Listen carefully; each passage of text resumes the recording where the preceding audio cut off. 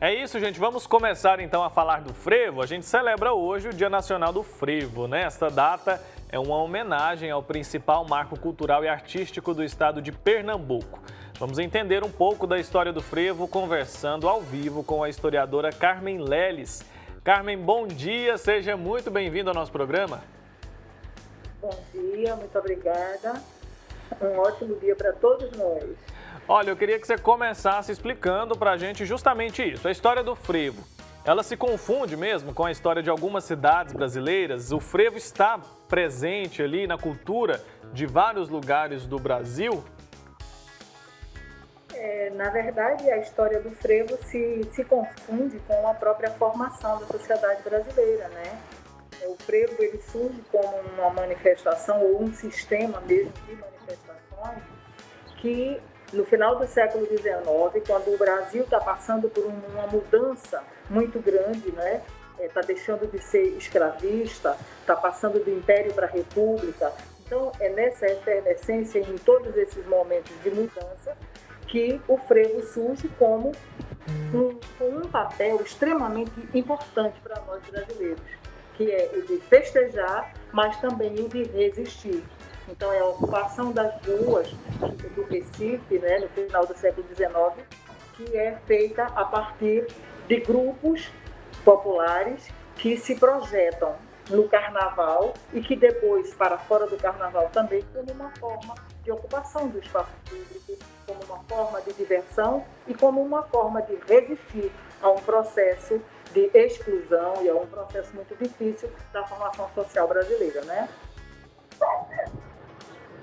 Oi, Carmen, bom dia para você. Essa história é muito bacana, né? Muitas curiosidades envolvendo, né, a questão do frevo, que a gente não sabe muito. Por isso, muito obrigada pela sua presença. Conta um pouquinho sobre o seu trabalho. Você que é historiadora, de onde surgiu a paixão aí pela cultura, pelo frevo? Quais foram as pesquisas que você já realizou? Conta um pouquinho pra gente do seu estudo aí em relação a essa cultura tão rica.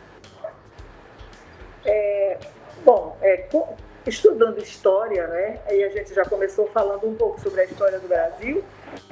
Então, como professora de história, eu passei a me dedicar à história da cultura, porque acho que sem cultura a gente não tem para onde correr, não tem para onde ir. A cultura e as culturas de todas as formas, elas importam fundamentalmente no crescimento humano. Então, por exemplo, a cultura da arte, ela é algo essencial à vida humana.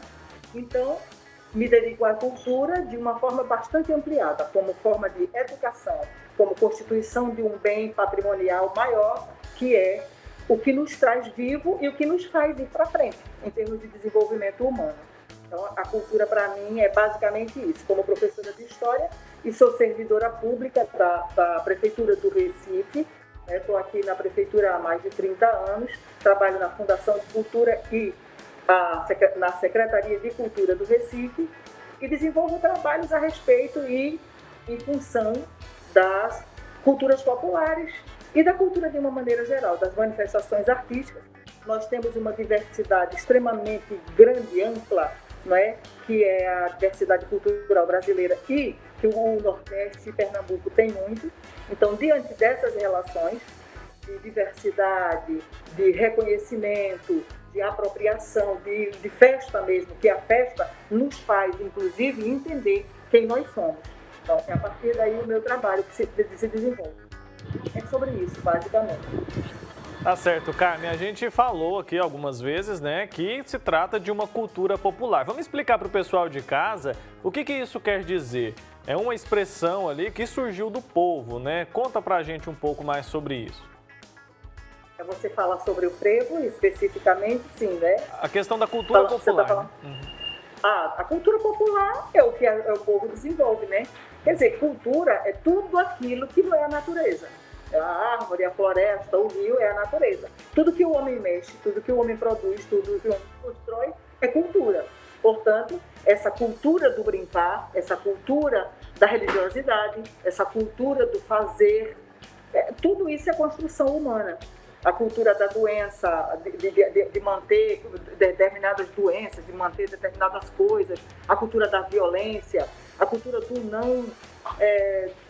da não inclusão, Enfim, existem formas e esse nome cultura vai servir para designar esses procedimentos e essa nossa formação humana mesmo.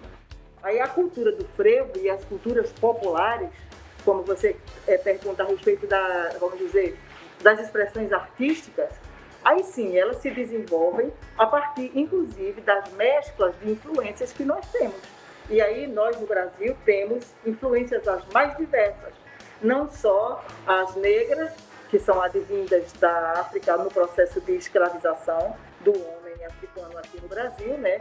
Mas também da Península Ibérica, de portugueses principalmente, mas depois de espanhóis e depois da Europa Ocidental, da França, da Inglaterra, enfim. Nós temos uma mescla imensa no Brasil inteiro e em cada região, de uma forma ou de outra, nós vamos ter tipos humanos diferenciados. E essas culturas todas, elas se mesclam, mas basicamente nós temos, a princípio, a nossa cultura originária, que é do povo daqui, que aqui já habitava, o indígena, a partir daí a presença ibérica e a partir daí a presença escravizada do negro. São essas relações e é essa mescla primeira que vai nos trazer uma formação sociocultural da forma como nós temos hoje. Só que não fica aí, não fica só nisso, e ela vai sendo acrescida de diversos outros povos e de diversas outras maneiras de se relacionar com o universo, com a forma de entender o mundo, com a própria religiosidade, com a própria forma de trabalhar, de crescer e de se desenvolver. Essas culturas populares, elas vão sendo traduzidas em manifestações artísticas. Então aí você tem a presença de um caboclinhos, como nós temos aqui, que é uma forma de expressão muito nossa. Não só de Pernambuco potencialmente, mas assim do Nordeste.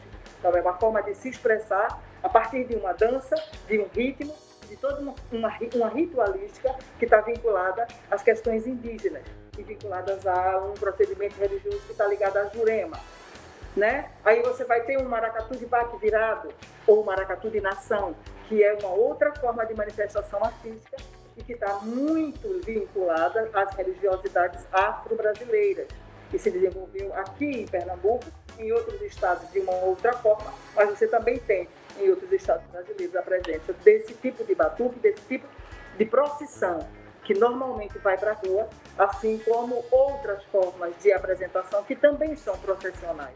Elas vão como procissão. Até mesmo a própria escola de samba, ela tem uma forma de se apresentar que ela é processional, ou seja, ela tem uma influência direta das primeiras procissões trazidas pelos catequistas aqui para o Brasil, como forma de catequizar essa população, né? Como forma de arrebanhar para a religiosidade cristã e católica.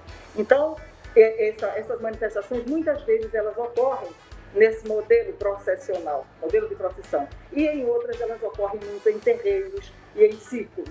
São danças circulares, são manifestações circulares. E aí você vai ter bois, você vai ter caboclinhos, você vai ter maracatus, você vai ter cavalo marinho, você vai ter uma série de manifestações.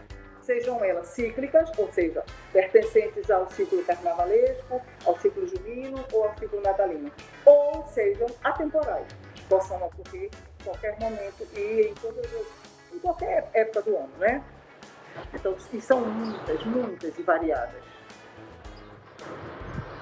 Carmen, você disse que você é servidora, né, na prefeitura também. Conta pra gente, porque quando a gente pensa em frevo, assim, estando longe de Pernambuco, né, a gente lembra logo do carnaval. E como você disse aí, são manifestações atemporais, né? Quais são, que programação que tem durante todo o ano? Tem outras festas, outros movimentos em que a gente percebe o frevo com muita força? Você vai ver o frevo em todos os momentos e durante todo o ano, né? Existem algumas manifestações, como eu falei para vocês, que as cíclicas é porque elas predominantemente ocorrem durante os ciclos festivos brasileiros, que são marcantes: o São João, o Natal e o Carnaval. São 3 ciclos festivos que ocorrem de forma muito marcante no Brasil. Aí existem algumas dessas manifestações que elas se localizam muito mais nesses períodos. Entretanto, isso não implica que elas não venham a ocorrer fora desses períodos. Elas também podem ser apresentadas. E o frevo, que a partir de um determinado momento, na verdade é a primeira música brasileira criada para o carnaval, musicalmente falando. O frevo ele vem para o carnaval, mas o frevo está num comportamento, inclusive, da própria população. Ele ocorre na forma de resistir, na forma de ser, de brincar, e é durante todo o ano, independe de estar no carnaval. Então, o frevo, hoje considerado patrimônio do Brasil e patrimônio do mundo, não é, eu até ouvi vocês falando antes um pouco a respeito de que não podem dançar porque já estão velhos ou não têm uma forma específica de fazer a acrobacia. Na verdade, necessariamente, para dançar frevo, você não precisa ser acrobata e nem precisa fazer esses passos que alguns passistas eles efetuam. Né? Você pode passar o seu frevo do jeito que o seu corpo quiser. Por isso mesmo é que o frevo é um patrimônio do mundo, porque é um tipo de dança que ele não detém, ele não contém, ele não guarda situações específicas que só alguns podem fazer. Qualquer pessoa pode dançar frevo, qualquer pessoa pode fazer o passo da forma como o seu corpo quiser e reagir. Então, de 90 a 3, 5 anos de idade, você pode ser um passista. O frevo é uma forma de você ser, de você estar presente, da gente sobreviver e da gente resistir, tendo em nós, né, situações que nos trazem na memória esse sentido de pertencimento, esse sentido de cidadania. Isso é o frevo. Assim como outras manifestações que nos identificam, que nos dão pertencimento enquanto sociedade. Aí você tem várias outras manifestações. Você tem ciranda, né? Você tem cavalo marinho, você tem pastorio, você tem uma série de outras manifestações, caboclinhos, já falei, né? Os afoxés. Então, inclusive vinculados a alguns à religiosidade. De uma maneira geral, todos têm um histórico na religiosidade. Agora, alguns mais fortemente, outros menos. Tá certo, Carmen. Marina, você viu aí então, né? Notícia boa pra gente. Podemos dançar frevo sim, então. Não Carmen, tem desculpa. Não tem desculpa, Carmen. Só pra gente finalizar, eu queria que você falasse um pouco. Dançar é uma coisa que... porque dançar é uma coisa que todos nós podemos, não? Claro, agora, sim, cada um vai dançar da sua forma. Eu acho que Deus, inclusive, nos coloca nessa semelhança e nessa dessemelhança para sermos quem somos. Com certeza, não para Carmen. termos que ser como alguém precisa que sejamos. Não é verdade? Com certeza. Só pra gente finalizar, eu queria que você falasse um pouco pra gente sobre as principais mudanças que a gente pode citar ali, que aconteceram no decorrer dos anos, quando a gente fala sobre o frevo. Sim. Mudanças em que sentido? No frevo, na cultura, na maneira né, de se expressar. Sim.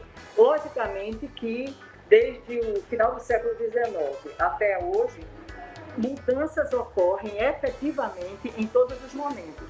Até porque numa manifestação que ela é o tempo inteiro, né, algo novo e algo que vem para nós como forma de promover a nossa própria resistência, a nossa própria vida, ela não pode ficar parada. Ela não enrijece. Se ela ficar rígida, se ela engessar, ela morre. Então, para que ela não morra, ela tem que ir se movendo e se refazendo a cada momento. Então, os passos do frevo. Hoje a gente tem para mais de 200 passos que são catalogados e a cada momento vão surgir novos passos que crianças, que jovens, que adultos, que senhores e senhoras vão criar, né, na brincadeira. Assim como a melodia, ela vai sendo acrescida, ela vai sendo revigorada, ela vai sendo tratada de formas diferenciadas, atendendo aos próprios propósitos do nosso caminho, do nosso percurso. Então, se engessa, você tende a matar. O frevo é vivo e o frevo é patrimônio, porque, na verdade, ele se modifica e se refaz a cada momento. Para que, assim, nós, como seres humanos, que também mudamos a cada momento, não somos a mesma coisa, possamos acompanhar. Né? Ele nos acompanha e nós o acompanhamos. Tá certo, o frevo é vivo, então gostei bastante da nossa conversa, viu, Carmen? Quero agradecer aqui a sua participação, agradecer o seu tempo junto com a gente para falar sobre um assunto tão agradável, viu? Muito obrigado, até uma próxima oportunidade. Bom dia para vocês, obrigada também.